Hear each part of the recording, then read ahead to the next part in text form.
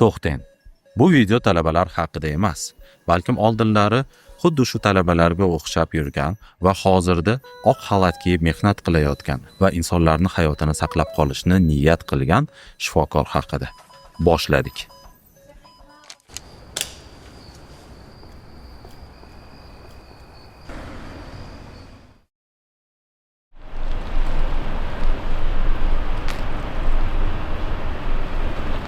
Assalomu alaykum.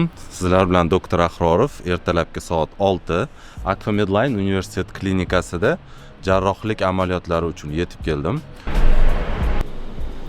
Demak, bugun chorshanba.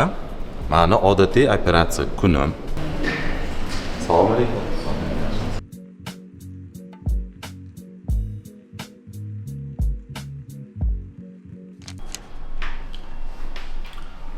Burun to'sig'i qiyshayishi yer yuzidagi 80-85% xalqda uchraydi va burundan nafas olishning eng ko'p uchraydigan muammolardan biri hisoblanadi.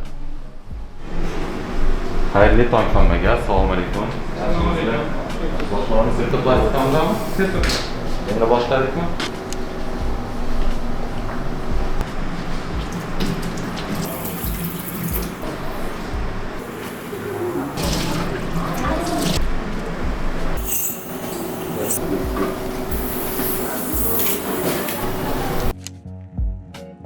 Demak, birinchi jarrohlik amaliyotimizni ham tugatib oldik.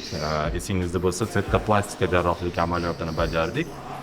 Bu patsientimizda asosan burunni tog'ay qismidan suyak qismiga o'tish joyida qiyshayish bo'lgan. Tog'ayni olib tekislab, suyagida qiyshagan joylarini to'g'rilab, burun o'rta to'sig'ini tekis qilib berdik, nafas olishlarini yengillashtirish uchun.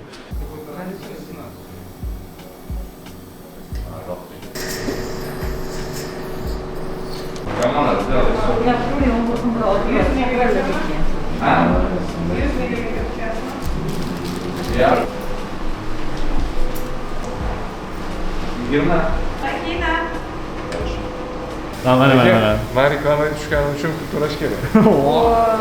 Shu gaplarni olib qo'yib orasida stavka qo'yib Yani серый пополнение, Central Asia University должен мне платить. Central Asia University должен мне платить.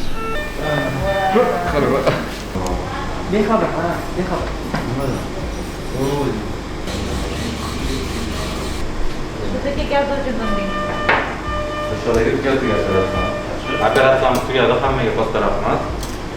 Operatsiyalarimizni tugatdik. Nisbatan kichkina operatsiyalar edi. 15-20 minutdan davom etadi. Endi tonzillotomiya operatsiyalarini 3 yoshlik va 5 yoshlik bolalarda bajardik.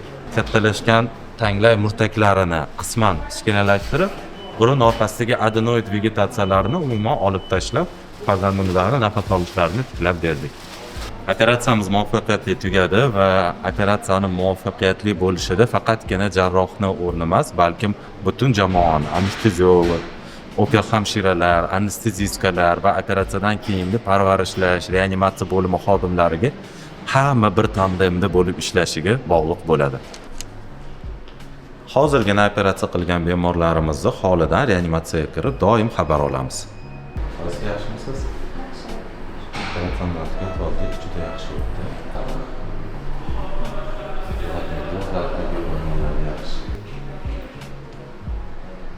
Soat 9 bo'libdi, statsionarga chiqishim kerak, statsionarda bemorlarni obxod qilishga.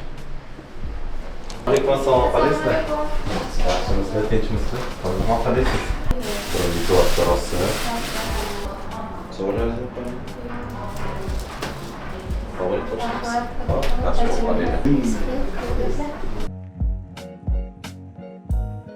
Bizning klinikamizda ambulator qabul 8:30 dan boshlanadi bemorlar uchun va hamma bemorlar o'z vaqtiga yozilib kelishadi.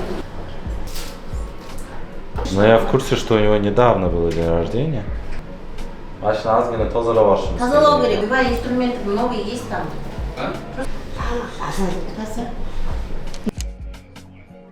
Akfa Medline universitet klinikasi Central Asian University talabalari uchun ham o'qish dargohi. Tibbiyot fakulteti talabalari biologik praktika va teoretik darslar chiqdi. Hozir masalan soatimiz 11:30 bo'ldi. Ertalabdan talabalarimiz zo'r operatsiyalarda qatnashib, patsientlarni ko'rib, endi hozir umumlarni rejalashtirgan leksiyamizga kelishadi va ularga shu darsga o'tib beraman. Mavzu odatda obedga juda kech tushaman, soat 3-4 bo'lib ketadi ish ko'p bo'lib. Lekin bugun obed paytiga tushdim. Soatimiz 1:15 bo'ldi. Klinikamizda ishlovchi barcha xodimlarga 12 dan 2 gacha bepul birinchi va ikkinchi ovqat beriladi. O'ylaymanki, bu klinikamizda ishlaydigan xodimlar uchun juda ham katta plus. Klinikada ishlarimizni tugatdik, endi universitetga boramiz. Ilorkin, assalomu alaykum. Assalomu alaykum. Rahmat. Qanaqasiz, o'zingiz yaxshimisiz? Shunda kabinetda ko'rishaylik, bo'lmasam gaplashib olamiz. Xo'p bo'ladi. Ana universitetimizga ham yetib kelib qoldik.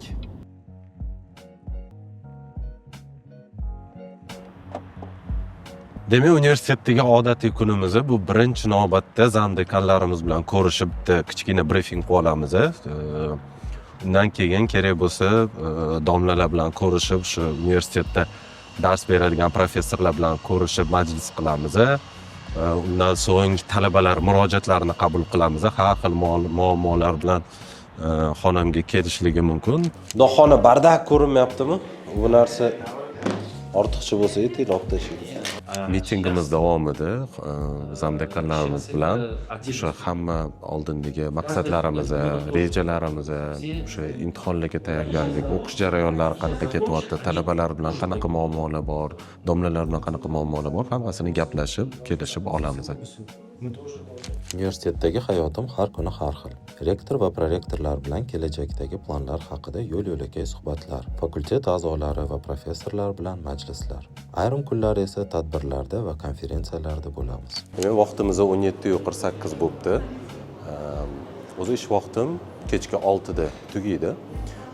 Kun davomida ko'plab yuzma-yuz murojaatlardan tashqari ko'pgina onlayn murojaatlar ham kelib tushadi va ishdan tashqari vaqtda kechki 7-8 gacha ham o'sha onlayn murojaatlarni ko'rib chiqishga harakat qilaman. Katta rahmat. Shunaqa gaplar.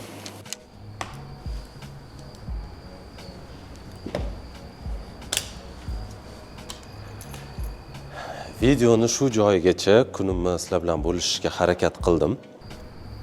Shifokor bo'lish bu nafaqat kasb, balki hayot tarzi hamdir.